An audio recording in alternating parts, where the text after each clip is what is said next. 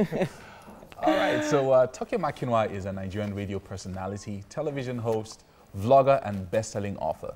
She is known for her YouTube vlog series, Toke Moments. She recently made her debut in Nollywood with the movie Market Must Sell. How are you doing, Toke? Hello, hi guys, how are you? It's so good to have you join us this morning. I know, it's very bright and early. You must be used to waking up early, so yes, we didn't quite drag you out of bed. I know. The ride here was quite long, so I could even catch it. You know, just close my eyes snooze a little bit, but this is such an amazing show. Just watching it out there, it looks so good on television, and the colors you guys chose to wear, amazing. So much. Thank you. We dressed up for you this morning. Honestly, we did. And I had to just walk into my dress because I woke up quite later than I expected, so I had to walk into the closet and just grab the first thing that you see. So I saw this, I was like, wait, this is the first thing you saw, she really? walked into the closet. Yeah. You didn't hear that part. You didn't say you opened it, you walked in, so yeah. Well, I kind of like space. I kind of like, You're always well put together. Thank you. It's one of the reasons why you've become such a fashion icon. Thank you. Do you think it's put a lot of pressure on you? I really don't think about it like that because I like to have fun with how I look. So I'm not always dolled out. So if you see me during the week... Are you sure about that? The radio station, sometimes... You're literally Nigeria's Barbie. Are you kidding? I mean, I'm very vain and I like to celebrate the fact that I am. So before you call me out on it, I'm one of those people who would have a pimple and get on my knees and pray that, Lord Jesus, take this pimple away. Let this pimple just go away. So, some days I feel most comfortable in a pair of jeans and flats and trainers. So it's just about feeling comfort for me is the most fashionable thing as far as I'm concerned. Comfort, chic, and then just having fun with it. So when you have fun with it, it's lack of, pressure. Are you sure? There are a lot of your fans that are going the extra mile to, they look up to you and they're like, okay, I have to make sure this matches, this looks good, I have to take my pictures better, I have to speak better. Yeah, but the thing is, images are everything, and I'm happy that people are beginning to take a closer look to just posting pictures on Instagram. People are paid to be on Instagram. People get money from just having an active community, which is, building a following that people are actually interested in, and people would actually see what you wear. I think I would really like to wear that.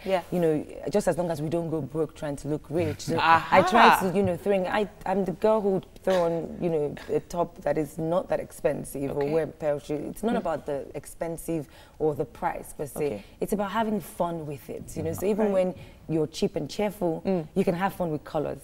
And just make it look good. Yeah, so talking about following, I mean, you have a massive social media following, obviously. Yeah. Thank you. And I mean, in the last 1 year or so, we now have like parody accounts and others who are like Toke Makinwa fans. Yeah, there's one that is with thousands and thousands of followers. Yeah, there's one that is Toke Makinwa Addict. I absolutely love the young lady behind it. She has pictures that I didn't even know I had. Okay. So sometimes I'm stealing photos from the account, and I'm sure she's most certainly watching right now. And she usually is the first person to post once you post because she's crazy. Like, even if you post at midnight, I don't know. It's so weird. It's the weirdest thing. But it just makes me feel really humbled and blessed and thankful to, to sort of have that sort of impact. And it makes you realize that the platform is much bigger than you are.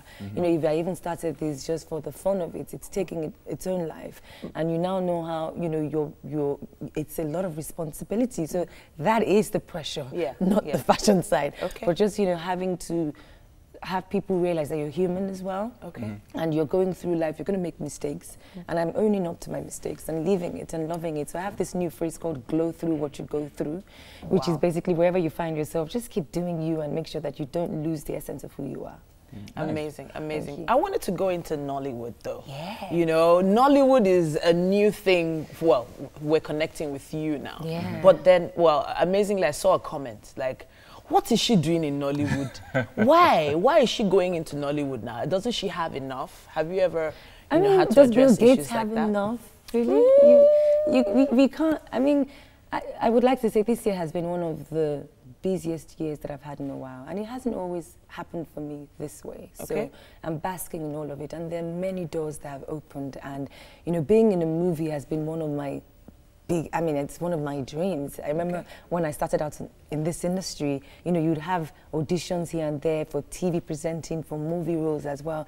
And I've been to a couple where I was turned down flat, and I guess when God says it's your time and when he says he's ready for you, your mind has to be ready as well. So I'm very thankful that, you know, through the wilderness and through the years I've grown in my craft. So when it came, and it came in this magnitude, because I'm playing a lead character, you know, the no's I got in the past, it was so totally worth it. It was totally worth it. So I'm excited about Nollywood. I'm excited about this particular film. Okay, what's the name of the movie? It's called Market. Market. MMS. So you have to always sell your markets. You're selling markets. And you know the weirdest thing, I got a text from the director, Don, if you're watching, hi. And it sort of made me shed a tear because I went into this hungry. I wanted to learn. So I was the girl who would arrive on time. I didn't want to be treated any differently. I was the girl who just wanted to soak in all of that experience. So hearing him say my work ethic was really fantastic and working with me was fun. And he's, you know, quite up there. He's one of the directors of The Wedding Party as well. So that made me feel like, yes, maybe this is, you know, A for efforts. But it was really nice. Working with Chigo was amazing. And Charles, Mr.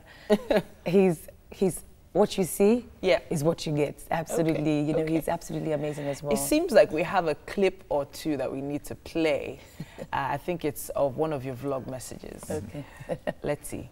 Before the end of this video, you will be cooked and ready. The next man you meet will be your husband, because I said so. First tip, you have to make a choose. You see, you either choose to follow your career or you choose to get married. You cannot do the two at the same time. It cannot work. They believe that when a woman is career-driven, she's a threat to men. Men will not approach you. So therefore, you are pushing 45, if not 50, and you are single. Forget career. Career, at least I've tried. I went to school, I went to university, I have the degree. Let me focus on getting married. Career not going to keep the night warm with you in it when you're 40.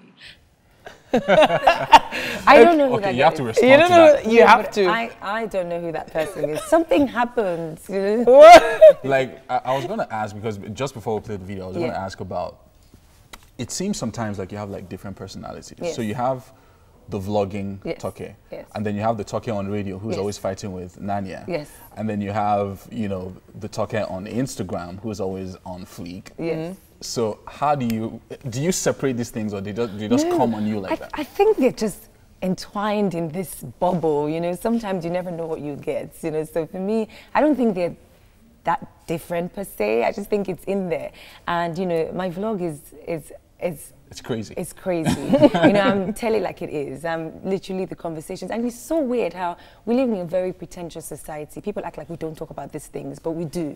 So we talk about these things with our best friends, with our family members. When you're at home with your friends alone and the doors are closed and no one is there and the phone is not on, we say the most absurd things ever. We talk about, oh, I've been working since I know man. You know, you have those aunties that are quick to remind you you're chasing career. When you're chasing career, you do not know that, you know, you're supposed to settle down. So it's a kind of like, sometimes we use satire, sometimes it's sarcasm, sometimes it's basically just how I feel. And you know, the salon is like the fastest place to hear gossip, you know, and the fastest place even to in hear our stories. makeup room here. Yeah. So each time I'm at the salon, I hear different things. You know, it's either, you know, people are talking about a relationship or friendship, or so it just always inspires me to make a video about it and let people know that that which you're talking about, those thoughts you have, you're not alone, darling. It all happens to everyone. All right then. So not all the vlogging is based on experience. Not every, I mean, I've always had people ask me questions like, you know, your vlog, is it about what you're going through at that time? And, you know, people have said absolutely crazy things about it because they think, oh, there you were advising people about relationships, but your house was on fire.